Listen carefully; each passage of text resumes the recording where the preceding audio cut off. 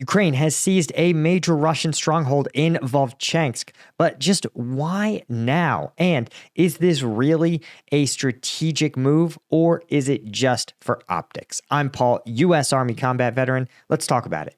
Okay, so this is a really interesting development. The Ukrainian forces are saying that their soldiers recaptured the aggregate plant in downtown Vovchansk that's been occupied since Russian forces attempted to breach the city about 4 months ago during their Kharkiv offensive.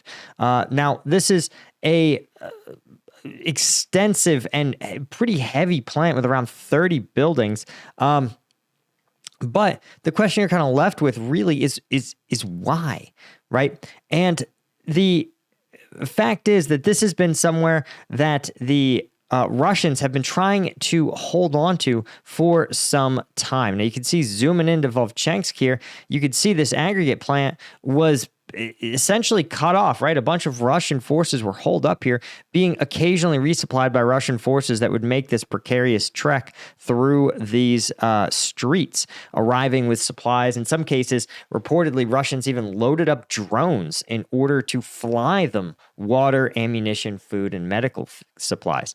So the fact that these Russians were holed up, literally cut off from their comrades for 4 months, was honestly pretty surprising and reflected, again, Ukraine's overall strategy of not really taking these big swings to push the Russians out. But you can see a few days ago, the aggregate plant, Russians were kicked out of it. And we had talked earlier about the fact that Russia may have been planning on conducting some level of withdrawal here, because reportedly the Russians were dropping a lot of artillery into this aggregate plant. And so it may have been a danger close fire mission against Ukrainian forces that were attempting to push the buildings, or it may have been covering the withdrawal of Russian forces as they left. But the fact that the Ukrainians are reporting that this was actually characterized by hand-to-hand combat, extreme close-range engagements, likely means that the Russians were planning on continuing to hold the aggregate plant, but it is now under Ukrainian control. The question, though, is why? You can see this does clean up the battle lines a little bit in Vovchansk, but it sure doesn't look like it's any kind of major offensive push. It's not a precursor to Ukrainian forces, again, driving the Russians out of Vovchansk.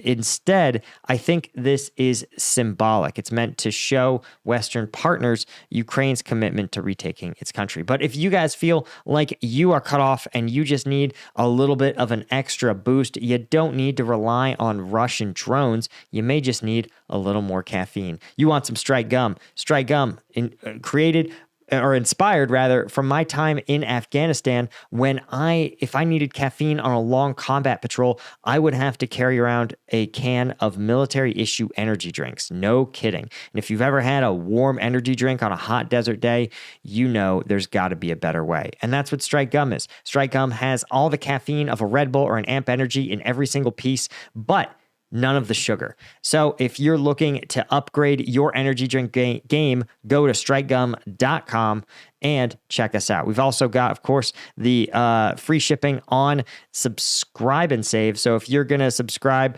to get your Strike Gum sent to your door every single month, or I think you can even schedule it to be like every 2 months, then you get that free shipping. And who doesn't love free shipping? So check us out at strikegum.com or on Amazon. All right, let's talk about the why. And the why is because Zelensky is actually in the United States, right? The U.S. is the Ukrainians' largest aid provider and has been, is in an election year where things are pretty contentious, right? On one side, you have Trump and J.D. Vance, who have said explicitly, basically, that Ukraine should give Putin everything he wants. And you have Harris, who has said that they are looking to continue to support Ukraine as long as it takes. And, when you look at surveys of the American public overwhelmingly wants to see Ukraine continue the fight. I think something like 68% of Americans want to see the U.S. continue to support Ukraine in their resistance against Russian aggression. So, and I think Zelensky here, and it's very common, especially within these former Soviet countries, to try to achieve some level of battlefield victory to emphasize a message on the international stage. And so Zelensky is not only going to be in the is not only touring things like the Scranton artillery manufacturing plant, but he's also going to be speaking at the United Nations General Assembly. And so he's trying to send a message to the majority of countries, actually, that support Ukraine's resistance to Russian aggression. And he's saying, listen, we're not out of the fight. We're willing to go in. We're willing to do the hard work. We're not out here just taking this aid and then sitting in our laurels, right? And the fact is that in battlefield terms, that has already been demonstrated by this Kursk offensive, right? The Ukrainians driving into Russia, seizing Russian territory, pushing them from the middle point here near Glushkovo and in Toyotkino. So you could see that Ukrainians are really continuing the push here, but I think this is just meant to emphasize it, really put a pin, for lack of a better term, on this idea that they are absolutely in the fight and they are out here doing the hard. They're willing to do the hard work, and they are doing the hard work of pushing Russian aggression back. But they can't do it alone, and that is one of the reasons why he is out there today and this whole week out and he raising awareness, building those relationships with Western countries, and most importantly, putting out his victory plan, his plan to get Ukraine to a realistic win condition.